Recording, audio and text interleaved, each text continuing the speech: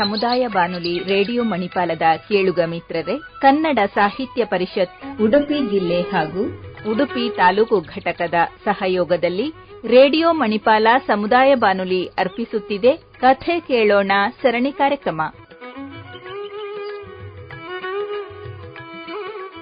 ಈ ದಿನದ ಕಥಾವಾಚಕರು, ಲೇಖಕರು ಮತ್ತು ಸಂಮೋಹನ ಚಿಕಿತ್ಸಕರಾಗಿರುವ ಜ್ಯೋತಿ ಮಹಾದೇವ್, ಮಣಿಪಾಲ. ನಮಸ್ಕಾರ. ನಾನು ಓದುವ ಮೊದಲ ಕಥೆ ಬೇನೆ. ಗಾಳಿಗುದುರೆಯಂಥ ಬೈಕಿನ ಬೆನ್ನ ಮೇಲೇರಿ ಇವನ ಬೆನ್ನಿಗಂಟಿ ಕೂತು ಸಾಗುತ್ತಿದ್ದಳು. ಹೊರಗೂ ಒಳಗೂ ಮಬ್ಬು ಮಬ್ಬು. ಇದ್ದಕ್ಕಿದ್ದ ಹಾಗೆ ಬಾನು ಬಿರಿದು ಸುರಿಯಿತು. ಅವಳ ಕೆನ್ನೆಗಳನ್ನು ಹಳೆಯ ನೆನಪಿನ ಹನಿಗಳು ಒದ್ದೆಯಾಗಿಸಿದ್ದವು. ಹಳೆ ಬಸ್ ಸ್ಟಾಪ್ ಹತ್ರ ಬೈಕ್ ನಿಲ್ಲಿಸಿದ. ಇಬ್ಬರೂ ಮಾಡಿನಡಿಗೆ ಓಡಿದರು.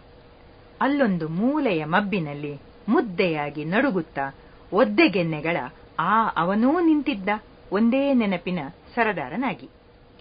ಅವಳನ್ನು ಕಂಡು ಅವನ ಕಣ್ಣುಗಳಲ್ಲಿದ್ದ ಮೋಡ ಇನ್ನಷ್ಟು ಕರಗಿ ಸುರಿಯಿತು. ಇವನ ಮರೆಯಲ್ಲಿದ್ದ ಅವಳಿಗೆ ಅವನು ಕಾಣಲೇ ಇಲ್ಲ. ಯಾಕಾದರೂ ಅಂದು ಅವಳನ್ನು ಅಲ್ಲಿ ಹಾಗೆ ಬಿಟ್ಟು ಬಂದೆ ಎಂದು ನೊಂದುಕೊಂಡನವ. ಝಲ್ಲನೆ ಮಿಂಚು ಹೊಳೆದಾಗ ಹೆದರಿ ಇವನಿಗಂಟಿದಳು. ಕಾಲ ಮಿಂಚಿದ ಸೂಚನೆ ಅವನಿಗೆ ತಟ್ಟಿತು. ಇಳೆಗಿಳಿದು ಹಗುರಾದ ಮೋಡ ತೇಲಿ ಬಂದ ಗಾಳಿಯಲ್ಲಿ ಸಾಗಿತು. ಒದ್ದೆ ನೆಲದಲ್ಲಿ ಬಿದ್ದ ಬಿತ್ತ ಮೊಳಕೆಯೊಡೆಯಿತು. ಗಾಳಿಗುದುರೆಯಂಥ ಬೈಕ್ ಅಲ್ಲಿಂದ ಹೊರಟಾಗ ಹಳೆ ಬಸ್ ಸ್ಟಾಪ್ ಖಾಲಿ. ತಲ್ಲೀನಳಾಗಿ ಬಟ್ಟೆ ಒಗೆಯುತ್ತಿದ್ದಳವಳು. ಹಳ್ಳಿಯ ಶಾಂತ ಪರಿಸರ.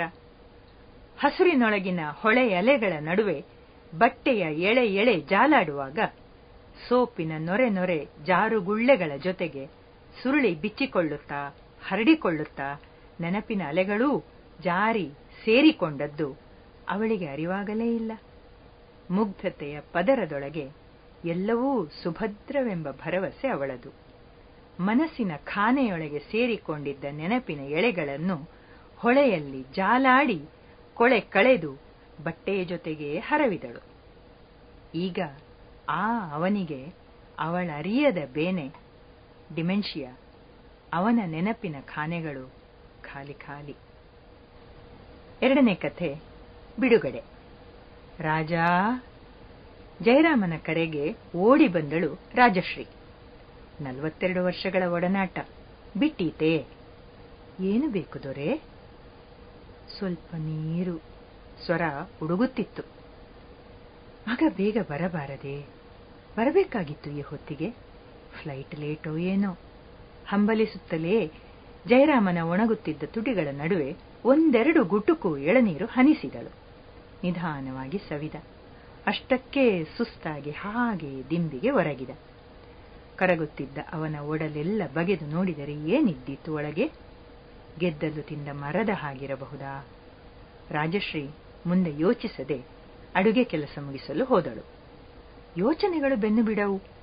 ಇರುವ ಒಬ್ಬನೇ ಮಗ ಸಂಸಾರ ಸಮೇತ ಆಸ್ಟ್ರೇಲಿಯಾದಲ್ಲಿ. ಈ ವರ್ಷ ಮುಂದಿನ ವರ್ಷ ಅನ್ನುತ್ತಾ 10 ವರ್ಷಗಳೇ ಕಳೆದಾಗಿದೆ. ಇನ್ನೂ ಗಂಟು ಮೂಟೆ ಕಟ್ಟಿ ಊರಿಗೆ ಬಂದಿಲ್ಲ. ಇಲ್ಲಿ ಜಯರಾಮನ ಆರೋಗ್ಯ ಗಂಟು ಮೂಟೆ ಕಟ್ಟಲಿಕ್ಕೆ ಶುರು ಮಾಡಿದ್ದು ವರ್ಷದ ಹಿಂದೆ ಗೊತ್ತಾದಾಗ ಗಾಬರಿಯಾದದ್ದು ಅವನಿಗೇ. ಇತ್ತೀಚೆಗೆ ಜಯರಾಮ ದಿನಗಣನೆಯ ಮಟ್ಟ ಮುಟ್ಟಿದ ಅಂದಾಗ ಫೋನಲ್ಲಿ ಹೇಳಿದ್ದ, ಅಮ್ಮ, ನೀನು ಪಾಸ್ಪೋರ್ಟಿಗೆ ಅಪ್ಲೈ ಮಾಡು, ಮತ್ತೆ ಇಲ್ಲಿಗೆ ಬಂದು ಬಿಡು. ಸುಮ್ಮನೆ ಕರೆ ಮುಗಿಸಿದ್ದಳು. ಅವನೇನೋ ಅಪ್ಪನ ಸಾವನ್ನು ಎದುರು ನೋಡುತ್ತಿರಬಹುದು. ಅವನಿಗೆ ಬದುಕು ಎದುರಾಗಿದೆ. ಜಯರಾಮನ ಅನಂತರ ತನ್ನ ದಾರಿ ಹೇಗೆ? ಪ್ರಶ್ನೆ ಭೂತಾಕಾರ ಮಾತ್ರವೇ ಆಗುತ್ತಿತ್ತು ರಾಜಶ್ರೀಯ ಮನದಲ್ಲಿ. ಯಾವುದೇ ಗಳಿಗೆಯಲ್ಲಿ ಗಾಡಿ ಮನೆ ಮುಂದೆ ಬರಬಹುದು. ಮಗ, ಸೊಸೆ ಮತ್ತು ಮೊಮ್ಮಗ ಬಂದು ಬಿಡುತ್ತಾರೆ. ವಾರದಿಂದ ಕಾಯುತ್ತಿದ್ದಳವಳು. ಅಡುಗೆ ಮುಗಿಸಿ ಕಟ್ಟೆ ಒರೆಸಿ ಹಾಗೇ ಗೋಡೆಗೆ ಒರಗಿಕೊಂಡು ದೇವರ ಗೂಡು ನೋಡುತ್ತಾ ನೆಲದಲ್ಲಿ ಕೂತವಳ ಕಣ್ಣುಗಳಲ್ಲಿ ಧಾರೆ. ಭಗವಂತ, ಈ 2 ಜೀವಗಳಿಗೆ ಇನ್ನೆಷ್ಟು ದಿನಗಳ ಯಾತನೆ? ಅವರ ಮೌನ ವೇದನೆ ಸಹಿಸುವುದು ಹೇಗೆ ನಾನು? ಆ ನೋವು ನಂಗಾದರೂ ಕೊಡು. ಮನದೊಳಗಿನ ಪರಮಾತ್ಮನೊಡನೆ ಮಾತಾಡುತ್ತಾ ಗೂಡಿನ ಬಿಂಬ ಕಂಗಳಲ್ಲಿ ತುಂಬಿಕೊಂಡಳು. ಕಳೆದು ಹೋಗದಂತೆ ಕಣ್ಣು ಮುಚ್ಚಿದಳು. ಆ ಪರಮಾತ್ಮನ ಜೊತೆ ಮತ್ತಷ್ಟು ಮಾತಾಡಿದಳು. ಒಳಗೊಳಗೆ ಇನ್ನೂ ಕೊಳೆತಂತೆ ಕರಗಿಕೊಳ್ಳುತ್ತಿರುವ ಜೀವಕೋಶಗಳ ಶಿಥಿಲ ದೇಹದಿಂದ ಆ ವ್ಯಾಧಿ ಕಣಗಳು ದೇವಕರುಣೆಯ ಶಕ್ತಿಧಾರೆಯಲ್ಲಿ ತೊಳೆದು ಹೋಗುವ ದೃಶ್ಯ ತನ್ನೊಳಗೆ ಕಲ್ಪಿಸಿಕೊಂಡಳು. ಅದೂ ಕೂಡ ಜಯರಾಮನಿಗೆ ನೋವೇ ಕೊಡಬಹುದಾ?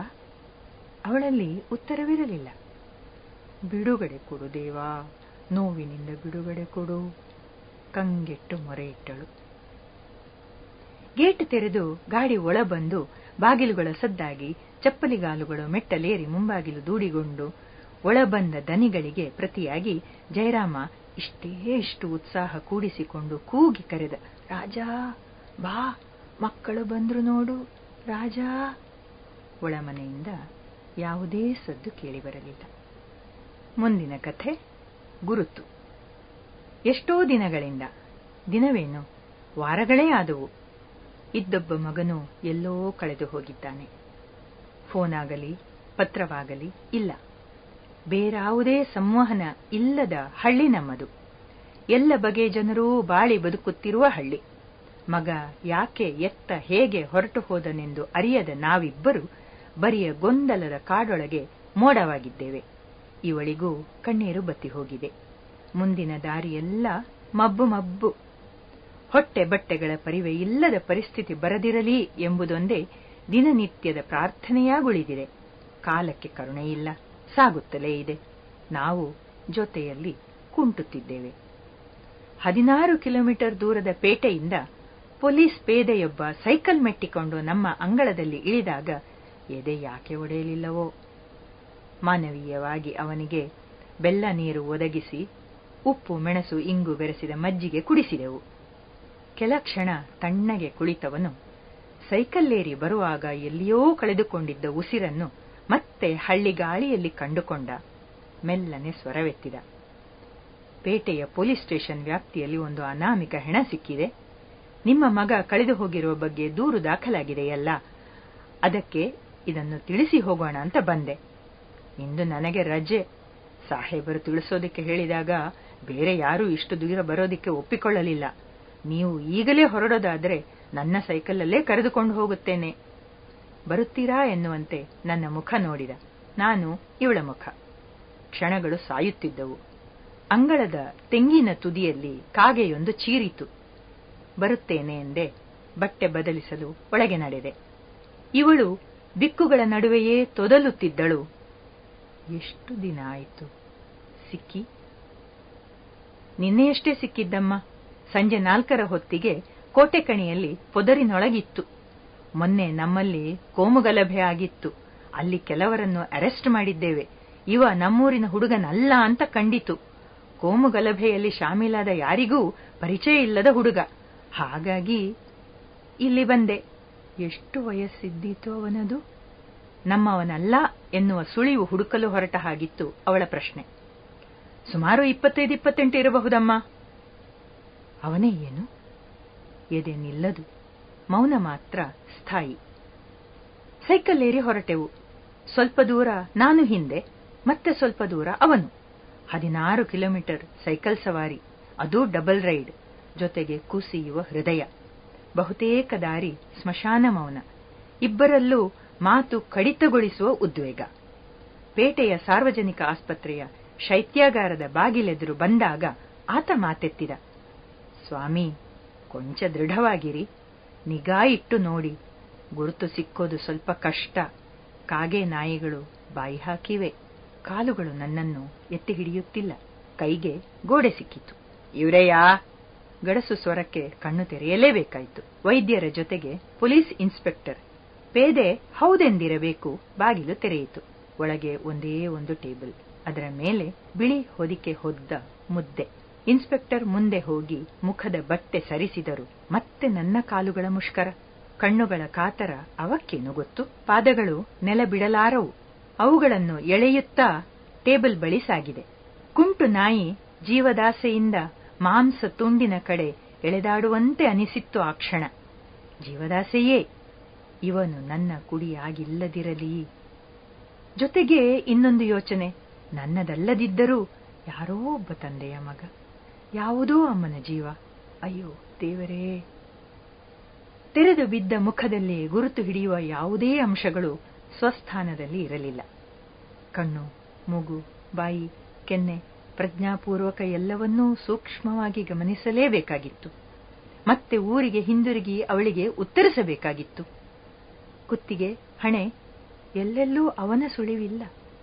ಗುಂಗುರು ಕೂದಲು ಒದ್ದೆಯಾಗಿ ನೇರವಾಗಿಯೇ ಕಂಡವು. ಮತ್ತೆ ಗಮನಿಸಿದಾಗ ಸುರುಳಿಗಳ ಅರಿವಾಯಿತು. ಜೀವ ಝಲ್ಲೆಂದಿತು. ಅಲ್ಲೇ ಬದಿಯಲ್ಲಿದ್ದ ಒಂದು ಕಿವಿಯು ಯಾವುದರದೋ ನಾಲಿಗೆ ರುಚಿ ತಣಿಸಿರಬೇಕು. ಏನೋ ಆಸೆಯ ಝಲಕು ಇನ್ನೊಂದು ಕಿವಿಯನ್ನು ಗಮನಿಸಲು ಸೂಚಿಸಿತು. ಮತ್ತೆ ಮತ್ತೆ ದಿಟ್ಟಿಸಿದೆ. ನೋಡಿದೆ. ಅಷ್ಟೂ ಹೊತ್ತು ನನ್ನೊಳಗೆ ಅಡಗಿ ಹುದುಗಿ ಮುದುಡಿ ಕೂತಿದ್ದ ಉಸಿರು ಬುಸ್ ಎಂದು ಹೊರಬಂತು. ಕೋಣೆಯಿಂದ ಹೊರಗೆ ಊರಿನವರೆಗೂ ಓಡಿಯೇ ಹೋಗುವ ದೈತ್ಯ ಶಕ್ತಿ ನನ್ನೊಳಗೆ ಉದ್ಭವಿಸಿತು. ಇದು ನನ್ನ ಮಗನಲ್ಲ. ಯಾರದೇ ಮುಖ ನೋಡದೆ ಉಸುರಿ ಊರ ದಿಕ್ಕಿಗೆ ಓಡತೊಡಗಿದೆ. ಆಸೆಯ ಪುಟ್ಟ ಕಿರಣ ಮೋಡಗಳ ನಡುವಿಂದ ಇಣುಕತೊಡಗಿತ್ತು. ಆದರೆ ಎಷ್ಟು ದಿನ ಆ ಕಿರಣ ನಮ್ಮ ಬದುಕಿಗೆ ದಾರಿ ತೋರಿಯಿತು ಅನ್ನುವುದಕ್ಕೆ ನನ್ನಲ್ಲಿ ಉತ್ತರವಿಲ್ಲ. ಕಥೆ ಅಗ್ಗಿಷ್ಟಿಕೆ. ಸಣ್ಣ ಅಗ್ಗಿಷ್ಟಿಕೆಯಲ್ಲಿ ಬೆಂಕಿ ಏಳದಂತೆ ಹೊಗೆಯಾಡಿಸುತ್ತಾ ಕೂತ ತಾರಕ್ಕನಿಗೆ ಚಂದಪ್ಪ ಅಂಗಳದಿಂದ ಮೆಟ್ಟಲೇರಿ ಚಾವಡಿಗೆ ಬಂದುದರ ಅರಿವಾಗಲೇ ಇಲ್ಲ. ಬಂದವನೇ ಮೆಲ್ಲನೆ ಅವಳ ಬೆನ್ನ ಹಿಂದೆ ನಿಂತು ತನ್ನ ಕೈಯಿಂದ ಅವಳ ತಲೆಗೊಂದು ಕುಟ್ಟಿದ. ಬೆಚ್ಚಿದಳು, ತಿರುಗಿದಳು. ಅವನು ತಾರಕ್ಕನ ಕೈಕಾಲಲ್ಲಿ ನಡುಕ. ಅವನನ್ನು ಕಂಡು ದಿನಗಳೇ ಆಗಿದ್ದವು. ಅಂದೊಮ್ಮೆ ಅವನು ಸತ್ತಿದ್ದನೆಂದೇ ಸುದ್ದಿಯಿತ್ತು. ಅವನು ಜೈಲಲ್ಲಿದ್ದಾನೆಂದೂ ಸುದ್ದಿಯಿತ್ತು. ಯಾವುದೂ ನಿಖರವಾಗಿ ತಿಳಿದಿರಲಿಲ್ಲವಾದರೂ ಅವನ ಕಾರುಬಾರುಗಳನ್ನ ಕಂಡಿದ್ದ ತಾರಕ್ಕನಿಗೆ ಇದೇ ನಿಜವಿದ್ದಿರಬಹುದು ಎಂದು ಪ್ರತಿಯೊಂದನ್ನು ಕೇಳಿದಾಗಲೂ ಅನಿಸುತ್ತಿತ್ತು. ನಡುಗುತ್ತಿದ್ದಳವಳು. ಈಗ ಬೆನ್ನ ಹಿಂದೆ ನಿಂತಿದ್ದಾನೆ. ಅಗ್ಗಿಷ್ಟಿಕೆಯಿಂದ ಏಳುತ್ತಿದ್ದ ಹೊಗೆಯ ಮಸುಕಿನಲ್ಲಿ, ಮುಸ್ಸಂಜೆಯ ಮುಸುಕಿನಲ್ಲಿ, ಕಹಿಬೇವು ಕಿರಾತಕಡ್ಡಿಗಳ ಒಣ ಎಲೆಗಳ ಹೊಗೆ ಘಾಟಿನಲ್ಲಿ, ಅಷ್ಟಿದ್ದರೂ ತನ್ನ ಸುತ್ತ ಮುತ್ತುತ್ತಿದ್ದ ಸೊಳ್ಳೆ ಗಾಯನದಲ್ಲಿ ತಾರಕ್ಕನಿಗೆ ಇದು ಭ್ರಮೆಯೆಂದೇ ಅನ್ನಿಸಿತು.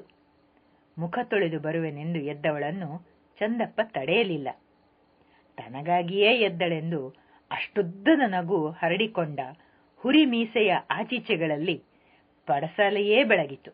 ಎದ್ದು ಬಚ್ಚಲಿಗೆ ಬಂದ ತಾರಕ್ಕ ಮುಖಕ್ಕೆ ಚೆನ್ನಾಗಿ ನೀರು ಚೇಪಿಕೊಂಡು 2 ನಿಮಿಷ ಕೂತು ಹೊಟ್ಟೆ ಹಗುರ ಮಾಡಿಕೊಂಡು ಮತ್ತೆ ಪಡಸಾಲೆಗೆ ಬಂದಾಗಲೂ ಚಂದಪ್ಪ ಅಗ್ಗಿಷ್ಟಿಕೆಯ ಬದಿಯಲ್ಲೇ ನಿಂತೇ ಇದ್ದ. ಹಬ್ಬಿದ್ದ ಹೊಗೆ ಅದೇನೋ ಭ್ರಾಮಕ ಪರಿಸರ ಕಟ್ಟಿಕೊಟ್ಟಿತ್ತು. 2 ಕೈಗಳನ್ನು ಮುಂಚಾಚಿದ, ನಸುನಗುತ್ತಾ. ನಗೆಗೊಂದು ಸೆಳೆತವಿತ್ತು. ಅವನು ಅಂಥವನೇ, ಮೋಡಿಗಾರ. ತಾರಕ್ಕನ ಹೆಜ್ಜೆ ಅಯಾಚಿತವಾಗಿ ಅವನತ್ತ ಸರಿಯುತ್ತಿದ್ದಂತೆ ಏನೋ ಅಂದಳು. ದನಿಯಲ್ಲಿ ಮಾರ್ಧವತೆಯ ಲೇಪವೂ ಇರಲಿಲ್ಲ. ಹೊರಗಿನಿಂದ ಕೇಳಿದರೆ ಸರ್ಪ ಬುಸುಗುಟ್ಟಿದಂತೆ. ಕಂಗಳಲ್ಲಿ ಹೊಗೆಯೂ ಸೇರಿ ಮಬ್ಬು ಹಬ್ಬಿ ಕೊಳಗಳೇ ನಿಂತವು. ಮಿಂಚಿತು. ಈಗಲೆಲ್ಲಿಂದ? ತಾರಕ್ಕ ಬಾಗಿಲಿಂದಾಚೆ ಇಳುಕುವುದಕ್ಕೂ ದೊಡ್ಡ ದನಿಯೊಂದು ಪಡಸಾಲೆ ತುಂಬಿ ಮನೆಯೆಲ್ಲ ಹರಡಿ ಅನಂತದಲ್ಲಿ ಲೀನವಾಗುವುದಕ್ಕೂ ಸರಿ ಹೋಯಿತು. ಅಗ್ಗಿಷ್ಟಿಕೆಯ ಇದ್ದ ಬದ್ದ ಇದ್ದಿಲು ರಾತ್ರಿಯೆಲ್ಲ ಉರಿದು ಈಗಷ್ಟೇ ಕಾವಾರಿಸಿಕೊಳ್ಳುತ್ತಿತ್ತು. ಬಿಸಿ ಏರಿದ್ದನ್ನು ಮುಂಜಾನೆ ಮಂಜು ತಣ್ಣಗಾಗಿಸುವಾಗ ತೆರೆದ ಬಾಗಿಲಿನಿಂದ ತಾರಕ್ಕನನ್ನು ಅರಸುತ್ತ ಭಾಸ್ಕರ ಒಳಬಂದ. ಅಷ್ಟೇ. ಪಡಸಾಲೆಯಲ್ಲಿ ಮೋಡಿಗಾರ ಚಂದಪ್ಪನ ಹೆಣ ಬಿದ್ದಿತ್ತು. ಮನೆಯೊಳಗೆಲ್ಲಿಯೂ ತಾರಕ್ಕನ ಪತ್ತೆ ಇರಲಿಲ್ಲ. ಅಂಗಳದ ಅಂಚಿನಲ್ಲಿ ಜೋಡಿ ಹೆಜ್ಜೆಗಳು ಇಳಿದು ಹೋದ ಸಂಚಿತ್ತು. ಪಡಸಾಲೆಯ ಅಗ್ಗಿಷ್ಟಿಕೆ ಮತ್ತೊಂದು ದಿನದ ನಾಟಕಕ್ಕೆ ಸಜ್ಜಾಗುವಂತೆ ಕಾಯುತ್ತಲೇ ಇತ್ತು. ಇದುವರೆಗೆ ನನ್ನ ಪುಟಪುಟಾಣಿ 3 ಕಥೆಗಳನ್ನು ಕೇಳಿದ ಮಣಿಪಾಲ ಸಮುದಾಯ ಬಾನುಲಿಯ ಎಲ್ಲ ಕೇಳುಗರಿಗೆ ನಾನು ಜ್ಯೋತಿ ಮಹಾದೇವ್ ಮಾಡುವ ನಮಸ್ಕಾರಗಳು. ಕೇಳುಗರೆ, ಇದುವರೆಗೆ ತಮ್ಮ ಸ್ವರಚಿತ ಕಥೆಯನ್ನು ಓದಿದವರು ಲೇಖಕರು ಮತ್ತು ಸಂಮೋಹನ ಚಿಕಿತ್ಸಕರಾಗಿರುವ ಜ್ಯೋತಿ ಮಹಾದೇವ್, ಮಣಿಪಾಲ.